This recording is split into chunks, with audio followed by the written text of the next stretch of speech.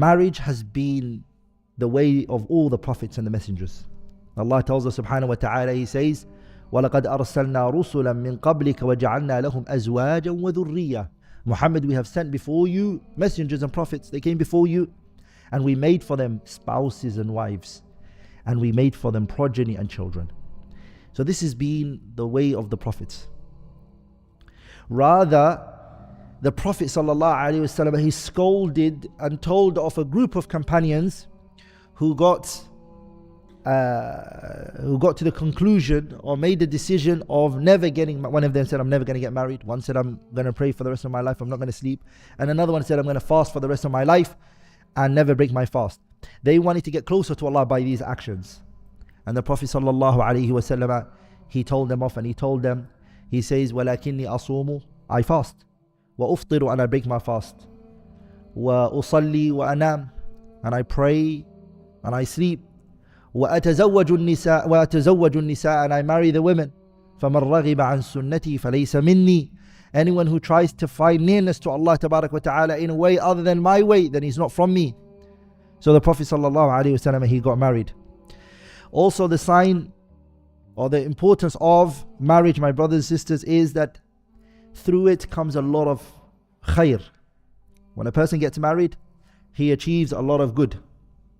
That's why the Prophet said in a hadith, he said, أَفْضَلُهُ لِسَانٌ ذَاكِرًا, يعني the best thing a person can receive in this world is to have a tongue where he remembers Allah a lot with it. وَقَلْبٌ, and he has a heart شَاكِرًا, that shows gratitude to Allah Tabaraka wa Ta'ala. وَزَوْجَةٌ مُؤْمِنَةٌ تُعِينُهُ عَلَى أَمْرِ الْآخِرَةِ, and he has a wife, a righteous wife, that helps him in the affairs of the hereafter. And remember when we were talking about the life of the Prophet ﷺ at the beginning, and he came back when Iqra came down on him. Who was the first person who he came to?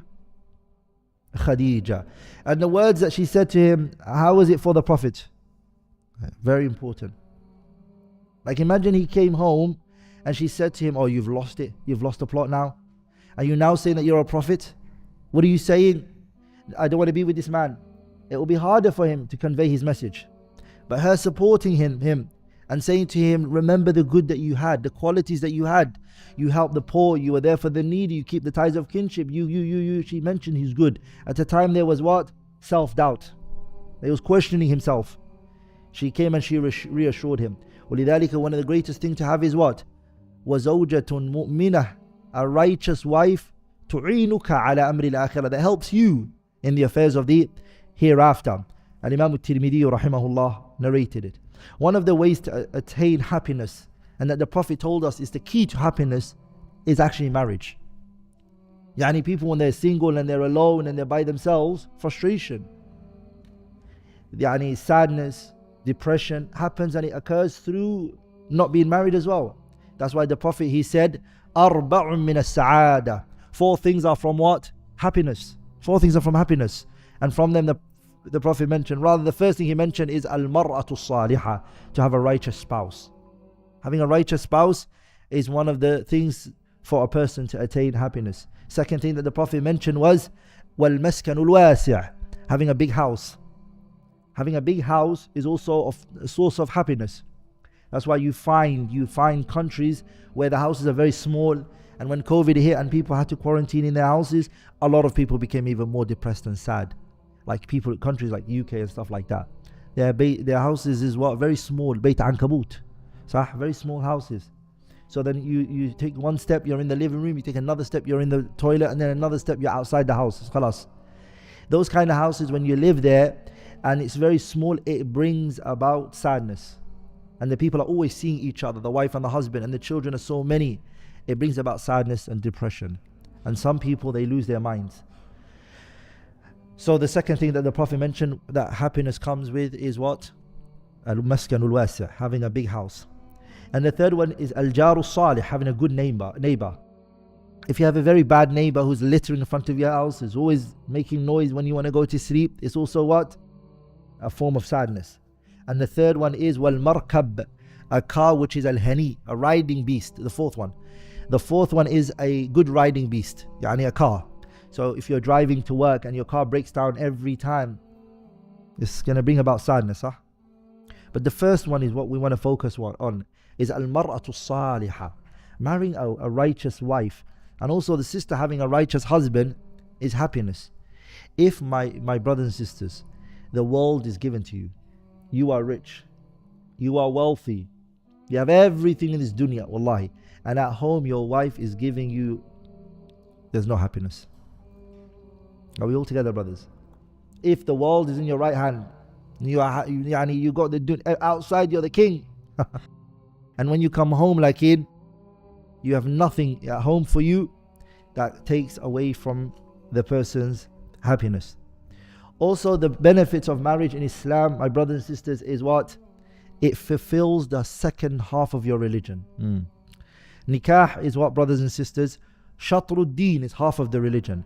The Prophet ﷺ, he said, Man razaqahu Allahu mra'a, anyone who Allah gives him a spouse, a wife, faqad a'anahu ala shatr al-Islam, you have been aided with half of your religion. فَلْيَتَّقِ اللَّهَ فِي الشَّطْرِ الْبَاقِ, fear Allah in the other half that's remaining. Half of your religion is already there. And we'll see why and what that means, inshallah ta'ala. Then the issue of marriage in Islam is not the same as what the West look at it. There's so many misconceptions that people have regarding marriage, and that when you look at the Prophet ﷺ's life, there is so much to unpack. Are we all together, brothers? The term that's used for marriage in the Arabic language it tends to be two words, the word al-nikah and the word al-zawaj. Al-nikah is disputed. What does it mean? Does it actually mean a contract, or does it mean the intimacy? Which one is meant by the nikah is a dispute, because the word in its original linguistic lexical usage is able to accept both meanings, and both meanings have been used in the Quran, and it's also been used in the Sunnah. So then they disputed, أهو حقيقة في الوطء مجاز في العقد, or is it the opposite? Which one is it in reality? Which one does it mean first? And the other one is metaphorical. There's that dispute, and I'm not going to go into it, as we do not want to make things very technical. But marriage is the first word that's used. The word nikah is the first one that's used, and the second word that's used for it is az-zawaj. Zawaj is the second word used for it. Marriage has an objective.